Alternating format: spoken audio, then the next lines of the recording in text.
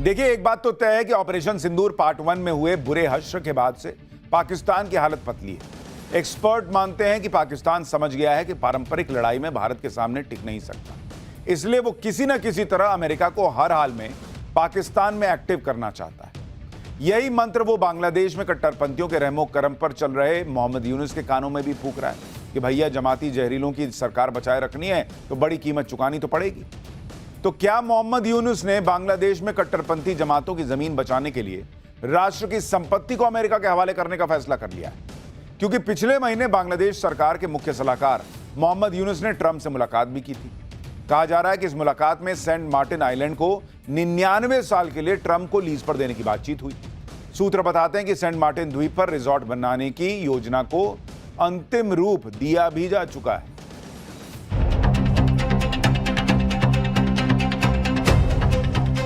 बांग्लादेश का Saint Martin island सामरिक और आर्थिक दोनों ही नजरिए से बेहद महत्वपूर्ण आइलैंड है। इस आइलैंड की खास पोजीशन के जरिए पूरे साउथ ईस्ट की जियोपॉलिटिक्स और शक्ति को संतुलित किया जा सकता है। करीब 1 साल पहले बांग्लादेश की सत्ता से बेदखल हुई शेख हसीना ने खुलासा किया था कि उनकी सरकार का तख्ता पलट इसलिए हुआ क्योंकि उन्होंने सेंट मार्टिन आइलैंड अमेरिका को देने से मना कर दिया था। सेंट मार्टिन द्वीप बांग्लादेश का भौगोलिक रूप से खास द्वीप है। ये इलाका एशिया और अफ्रीका के ट्रेड रूट के लिए भी काफी अहम है। सूत्रों के मुताबिक सितंबर महीने के आखिर में मोहम्मद यूनुस ने ट्रंप से मुलाकात कर सेंट मार्टिन आइलैंड पर बातचीत की थी। हालांकि कहा यह जा रहा है कि बातचीत सेंट मार्टिन में ट्रंप के रिजॉर्ट बनाने को लेकर हुई थी, लेकिन मामला कुछ और ही है। दरअसल अमेरिका यहां एक एयरबेस बनाना चाहता है ताकि बंगाल की खाड़ी और हिंद महासागर पर वो नजर रख सके। हालांकि कुछ एक्सपर्ट मानते हैं कि अमेरिका आइलैंड को कंट्रोल करके चीन भारत पर रणनीतिक बढ़त हासिल करना चाहता है। लेकिन फिलहाल शांत पड़े सेंट मार्टिन आइलैंड से करीब 442 किलोमीटर दूर ढाका में पाकिस्तानी दखल तेजी से बढ़ रही है। हाल यह है कि बंगबंधु यानी मुजीबुर रहमान के सेकुलर बांग्लादेश में अब इस्लामिक कट्टरपंथियों का जमघट बढ़ रहा है। भारत के भगोड़े और मुस्लिम युवाओं का ब्रेन वॉश करने वाले जाकिर नाइक को ढाका बुलाया गया है, तो वहीं आतंकी हाफिज सईद का चेला इब्तिशाम इलाही जहीर बांग्लादेश में बैठकर लगातार भड़काऊ तकरीरें कर रहा है। पहले तो ऐसी मजहबी जहरखुरानी पाकिस्तान की तरफ से थी, अब भारत से लगे बांग्लादेश में इस्लामिक कट्टरपंथ की नफरती धारा का पनपना खतरे की घंटी बजा रहा है। भारत के दोनों तरफ के पड़ोसी देशों में जो हालात बन रहे हैं वो करीब करीब वैसे ही हैं जैसे 70 के दशक में थे। तब भी अमेरिका ने पश्चिमी पाकिस्तान और पूर्वी पाकिस्तान यानी आज के बांग्लादेश में पाकिस्तानी सेना के ऑपरेशन सर्च लाइट पर आंखें मूंद रखी थीं, जिसमें लाखों बांग्लादेशियों को चुन चुन कर मारा जा रहा था। 25 मार्च 1971 की रात में चलाया गया था ऑपरेशन सर्च लाइट, जिसका मकसद था बंगाली पहचान से जुड़े लोगों का सफाया करना, अवामी लीग से जुड़े लोगों और बंगाली बुद्धिजीवियों को खत्म करना। पाकिस्तानी सेना ने खासकर हिंदुओं को निशाना बनाया था। रिपोर्ट्स के मुताबिक इस बर्बर ऑपरेशन में 30 लाख लोगों को मार दिया गया था, जबकि 4 लाख महिलाओं के साथ पाकिस्तानी सेना ने रेप किया था। 1970 के दशक में अमेरिका के राष्ट्रपति रिचर्ड निक्सन और विदेश मंत्री हेनरी किसिंजर की सरकार पाकिस्तान के समर्थन में थी और पाकिस्तानी सेना के बर्बर अत्याचार पर आंखें मूंदे रही। इतिहास में दर्ज है कि पाकिस्तानी जनरल याह्या खान और नेता जुल्फिकार अली भुट्टो के इशारे पर इस घटना को अंजाम दिया था जनरल टिक्का खान ने, जिसे बाद में बुचर ऑफ बांग्लादेश कहा गया, यानी बांग्लादेश का कसाई। इस नरसंहार का एक ही मकसद था, सेकुलर तंत्र को पूरी तरह इस्लामिक रंग में रंगना। हालांकि बाद में भारतीय सेना के हस्तक्षेप के बाद पाकिस्तानी सेना घुटनों पर आ गई और बांग्लादेश पाकिस्तान से अलग हुआ और मुक्ति संग्राम के नायक शेख मुजीबुर रहमान की सेकुलर सरकार बनी। लेकिन आज के बांग्लादेश में ये वही जमाते इस्लामी है जिसने बांग्लादेश की स्वतंत्रता का विरोध किया था। इसका फोकस पाकिस्तान से रिश्ते को मजबूत करने पर है। जमाते इस्लामी फिर पावर में है, इस्लामिक कट्टरपंथी हावी हो चुके हैं। भारत के लिए जो सबसे बड़ी चुनौती है वो है पूर्वी और उत्तर पश्चिम पड़ोस में पनप रहा इस्लामिक कट्टरपंथ। इसके साथ ही देश के भीतर छुपकर बैठे बांग्लादेशी घुसपैठिए।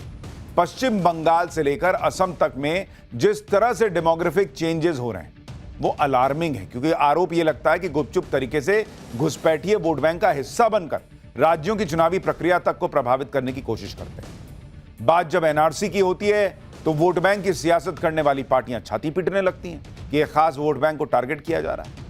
हद तो यह है कि चुनाव आयोग के वोटर लिस्ट दुरुस्त करने की एसआईआर की प्रक्रिया पर भी अफवाहें फैलाई जाती हैं। इसे भी इनडायरेक्ट एनआरसी कहकर शोर मचाया जाता है। क्या यह देश की आंतरिक सुरक्षा से खिलवाड़ नहीं है? पाकिस्तान पहले ही इस्लामिक देश है, अब तो बांग्लादेश भी उसी की राह पर चल रहा है। वहां के लीडर मोहम्मद यूनुस तो कह ही चुके हैं कि अगर हिंदुओं की सुरक्षा चाहिए तो पहले उन्हें खुद को हिंदू कहना बंद करना पड़ेगा।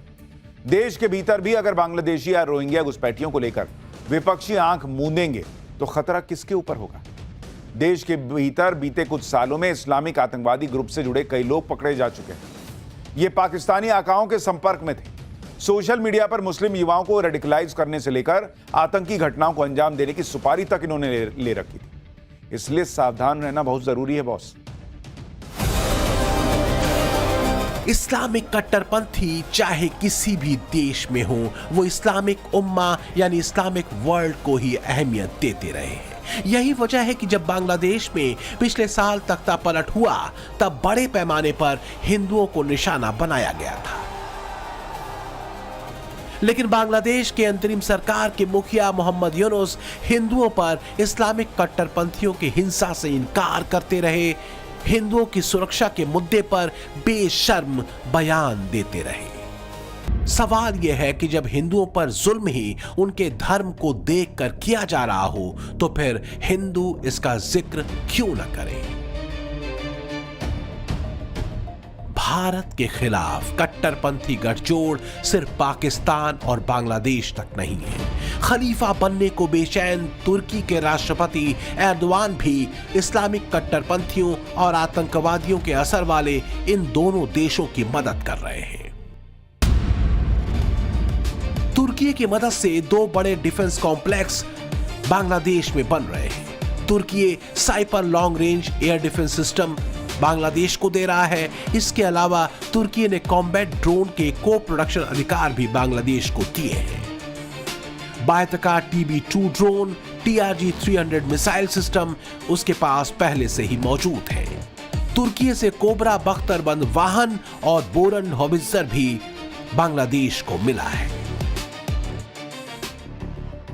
दरअसल तुर्की कट्टरपंथी इस्लामिक जमातों को सपोर्ट करता रहा है, फिर चाहे वो पाकिस्तान में हो, बांग्लादेश में या फिर कहीं और। इसलिए मामला भारत के लिए ज्यादा गंभीर है कि कहीं इस्लामिक कट्टरपंथियों के असर वाले इन तीन देशों में भारत के खिलाफ कुछ पक तो नहीं रहा।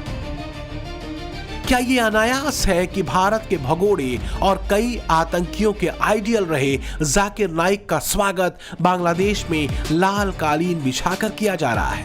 जाकिर नाइक बांग्लादेशी घुसपैठियों का हिमायती रहा है, तो आतंकी दिल और दिमाग वाले कैरेक्टर्स का बांग्लादेश में जुटना, बांग्लादेश में बढ़ती पाकिस्तान की दखल, आतंकी संगठनों से जुड़े चेहरों की बांग्लादेश में चल रही तकरीरें, कट्टरपंथी चेहरों का बांग्लादेश में स्वागत क्या भारत के खिलाफ किसी गहरी साजिश का संकेत है? देखिए, एक बात तो साफ है और वो ये कि किसी भी देश को अपनी लड़ाई खुद लड़नी पड़ती है। पीएम मोदी ये बात लगातार कहते रहे, फिर चाहे मुद्दा आतंकवाद का हो, ट्रेड का हो या फिर डिप्लोमेटिक संबंधों का। जो ट्रंप पाकिस्तान और बांग्लादेश के इस्लामिक कट्टरपंथियों को पानी पी पी कर कोसते थे, अब उनको महान बता रहे हैं।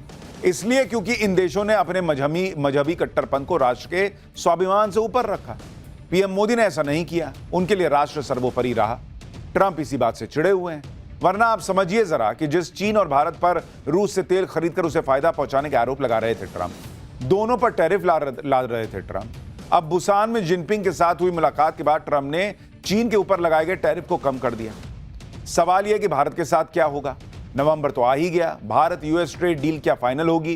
क्या भारत पर लगाया गया 50% का ट्रंप टैरिफ कम होगा? टेररिज्म को स्पॉन्सर करने वाले देशों से हाथ मिलाकर उनके साथ ट्रेड कर रहे ट्रंप क्या करेंगे? ये एक बड़ा सवाल। अगर वास्तव में ट्रंप महान बनने निकले हैं और सच में वो शांति और मानवता के हिमायती हैं, तो फिर पाकिस्तान में शहबाज सरकार और बांग्लादेश की यूनुस सरकार के साथ उनकी घुटती मित्रता उनकी छवि को नैतिकता के पैरामीटर पर विरोधाभासों से भर देती है। रही बात भारत और पीएम मोदी की, तो वो सजग है। अफगानिस्तान के साथ भारत के मजबूत होते संबंधों ने पाकिस्तान की चूड़ी कस रखी है। अफगानिस्तान के बगराम एयरबेस पर भी ट्रंप की नजर है। हालांकि बगराम एयरबेस के मुद्दे पर तालिबान के विदेश मंत्री ने अपना रुख पहले ही साफ कर दिया था और अफगानिस्तान के भारत के साथ और मजबूत होते रिश्तों से पाकिस्तान को मिर्ची भी खूब लगी। अच्छा, बगराम के बारे हम ये कहता है कि अफ़गानिस्तान के तारीख़ गवाह है कि अफ़गानिस्तान में कभी भी कोई खारिजी जो मिलिट्री है वो वहाँ पे लोग कबूल नहीं किया है, इससे बात भी कबूल नहीं करता है। तो ये हमारा फैसला है कि अफ़गानिस्तान एक आज़ाद खुद मुख्तार मुल्क है और इससे बाद भी आज़ाद और ख़ुद मुख्तार होता है। अगर ममालिक चाहिए कि हमारे साथ ताल्लुकात चाहिए तो डिप्लोमेटिक मिशन में आ सकता है, तो इक़्तिसादी मिशन में आ सकता है, लेकिन मिलिट्री के यूनिफॉर्म में हमको कबूल नहीं है। भारत और अफगानिस्तान के मजबूत होते संबंधों ने पाकिस्तान की सिट्टी पिट्टी गुम कर दी है, क्योंकि तालिबान ने पाकिस्तान की नाक में दम कर रखा है। जिस अफगानिस्तान के बारे में पाकिस्तान सोच रहा था कि उसे वो आसानी से हरा देगा, वही अफगानिस्तान अब पाकिस्तान को एक के बाद एक जख्म दे रहा है। बिलबिलाते पाकिस्तानी तो यहां तक कह रहे हैं कि पीएम मोदी के एक दांव ने पाकिस्तान पर 3 तरफा कहर बरपाया है। पाकिस्तान के हुक्मरान ये बात अच्छी तरह से जानते हैं कि अफगानिस्तान की तालिबानी सरकार से पंगा लेने का मतलब क्या है। यही वजह है कि तुर्की में पाकिस्तानी मंत्री मोहसिन नकवी तालिबानी मंत्री के कदमों में बैठा दिखा, लेकिन बात बनती दिख नहीं रही। जिस तहरीके तालिबान पाकिस्तान यानी टीटीपी को लेकर पाकिस्तान और अफगानिस्तान में ठनी है, उस पर अफगानिस्तान ने साफ कह दिया कि टीटीपी पाकिस्तान की समस्या है, वो खुद इससे निपटे। अपनी समस्या पाकिस्तान हम पर क्यों थोप रहा है? अफगानिस्तान की संप्रभुता का पाकिस्तान सम्मान करे। हमारे सब्र का इम्तिहान लिया तो नतीजा खतरनाक होगा।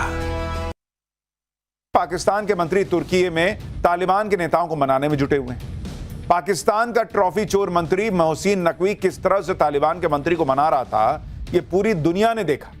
अब तो पाकिस्तान में लोग कह रहे हैं कि बॉस तालिबान से पंगे मत लो, वो गुरिल्ला युद्ध में माहिर है। जब अमेरिका तालिबान को नहीं हरा पाया तो पाकिस्तान की क्या हैसियत? पाकिस्तान धमकियां दे रहा है, उधर अफगानिस्तान अब वो काम करने जा रहा है जो भारत ने पाकिस्तान के साथ किया था। भारत ने पाकिस्तान को सबक सिखाने के लिए सिंधु जल संधि रद्द कर दी थी, जिससे पाकिस्तान का हलक सूखा। अब यही काम तालिबान भी करने जा रहा है। खबर है कि अफगानिस्तान ने कुनार नदी पर बांध बनाने की प्लानिंग कर ली। अफगानिस्तान के जल मंत्री ने कहा है कि जल्दी ही बांध बनाया जाएगा। अफगानिस्तान को कुनार का पानी मैनेज करने का अधिकार है।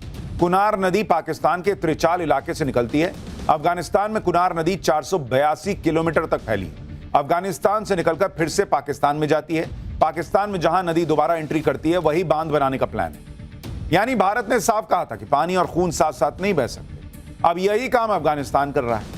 अगर तालिबान ने कुनार नदी पर बांध बना दिया तो पाकिस्तान का खैबर पख्तूनख्वा पानी के लिए तड़प जाएगा, वहां हाहाकार मच जाएगा। पाकिस्तान और उसके फील्ड मार्शल मुल्ला मुनीर की घिग्गी बांध दी है भारतीय सेना की तीनों विंग्स की ज्वाइंट एक्सरसाइज त्रिशूल ने।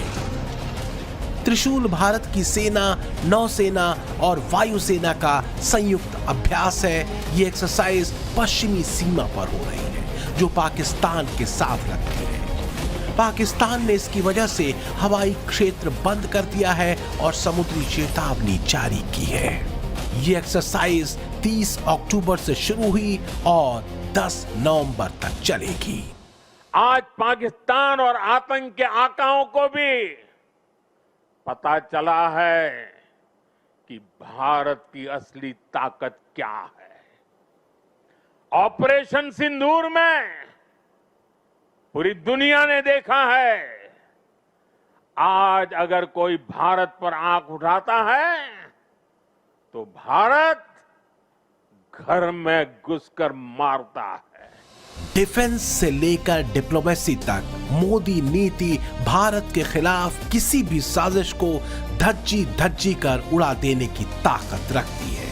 अमेरिका के साथ मलेशिया के कुआलालंपुर में अमेरिका के साथ भारत की डिफेंस डील हो चुकी है। ट्रेड डील को लेकर भी बातचीत पटरी पर है, लेकिन इस सब के बीच मोदी नीति भारत को सैन्य और आर्थिक दोनों ही मोर्चों पर और ज्यादा शक्तिशाली बनाने की है, ताकि भारत के खिलाफ साजिशों का कोई भी अध्याय लिखे जाने से पहले ही उसे मिटा दिया जाए।